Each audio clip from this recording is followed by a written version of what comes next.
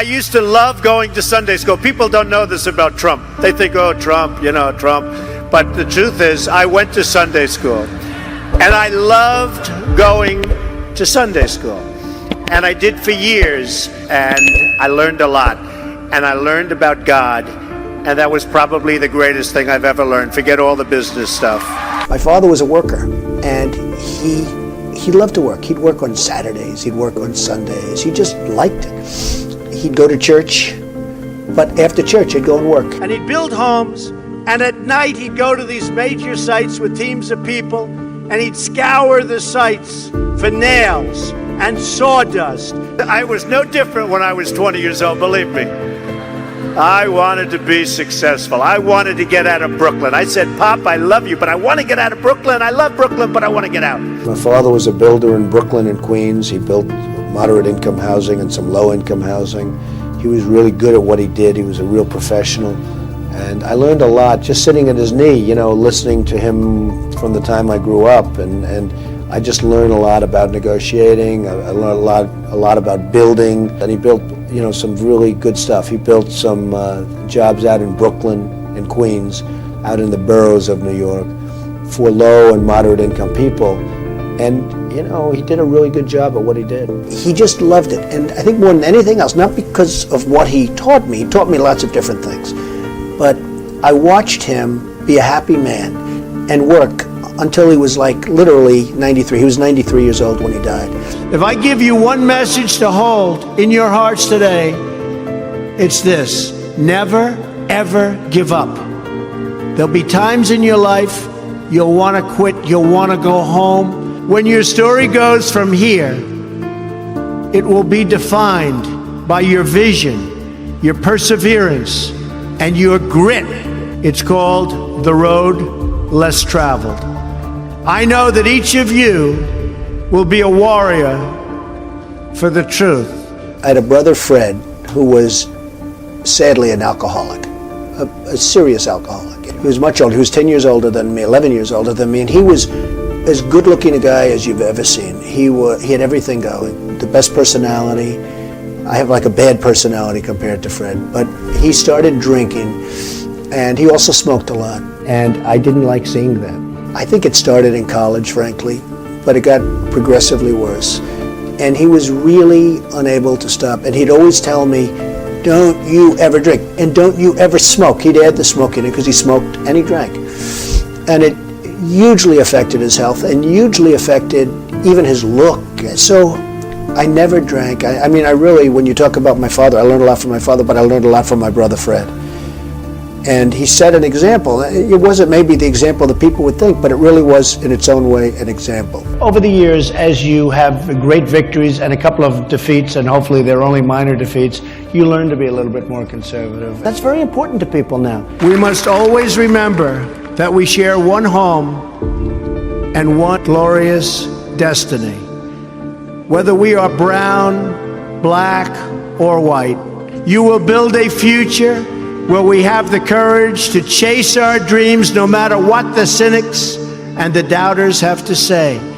You will have the confidence to speak the hopes in your hearts and to express the love that stirs your souls. No one is ever going to stop you from practicing your faith or from preaching what's in your heart. And dream big and bold and daring.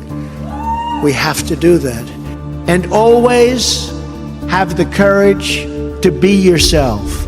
Most importantly, you have to do what you love. You have to do what you love. I've seen so many people, they're forced through lots of reasons to go down a path that leads them to something that they don't love, that they don't enjoy.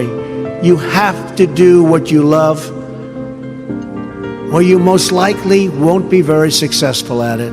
I was blessed to have smart children. They did well in school, they got good marks, they didn't have problems. But a lot of that was early upbringing. I'd always say to them, no drugs, no alcohol, no cigarettes. I'd just drive them crazy. I'd say every time they'd leave, no drugs, no alcohol, no cigarettes, repeat after me. But I drum it into their heads. And you have to get back, you have to get through those artificial barriers.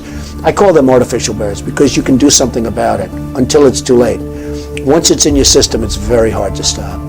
Like, I don't drink, and it's very easy for me not to drink. I tell people, what are you drinking for? What are you drinking for? You have to have an ability to handle pressure, because no matter how successful you are, I have many friends and enemies, a lot of enemies too, I don't care. You have to remember, it doesn't matter. God matters, your family matters. You've got to be able to sort of say to yourself, nothing matters that much other than the real big deals. Remember your duty, honor your history, take care of the people God put into your life. Always have passion. You've got to have passion for your family, for your life, for your church, for whatever it is. You've got to have that passion. You've got to just love it. They said, there is no path to victory for Donald Trump. They forgot about the forgotten people. By the way, they're not forgetting about the forgotten people anymore. They're going crazy trying to figure it out. But I told them, far too late. It's far too late. Your lives will have meaning and purpose and joy. You will become leaders, and you will inspire others to achieve the dreams they once thought were totally impossible. Things that you said could never, ever happen are already happening for you. I would always say to people, and I'd see people, and I'd say, you gotta love what you do. Because if you love what you do, you work harder. But when you do something that you love, you'll never fail. What you're going to do is give it a shot again and again and again. You're ultimately going to be successful. And remember this, you're not working. You learn to contribute to your communities, to take pride in your nation, and to seek out opportunities to serve. I enjoy doing it. If I didn't enjoy it, you couldn't do it. I mean, it would be physically impossible to do it. We dominate the sky. We dominate the sea. We dominate the land and space in pursuit of a much better world. And we're getting there. We're getting there faster than you think. That's truly what it's all about. Success is about enjoyment. Look, money is interesting because it's sort of a scorecard. That's all money is. I like to enjoy my life, and it certainly makes life a lot easier having that financial success. But I know the most successful people. They live in my buildings, they see me, they come to my office, they talk to me. Some are friends of mine, some are enemies of mine. Well, I don't think greed is good. That is not the case. I mean, I think greed is bad. I think that you have to enjoy what you're doing. If you enjoy what you're doing, it'll be successful, generally. If you don't enjoy what you're doing, it's almost never going to be successful. I know people that are incredibly successful economically, and they're miserable people, they're unhappy about every aspect of their life. I don't really consider them that successful. You can never be sure of anything, can you?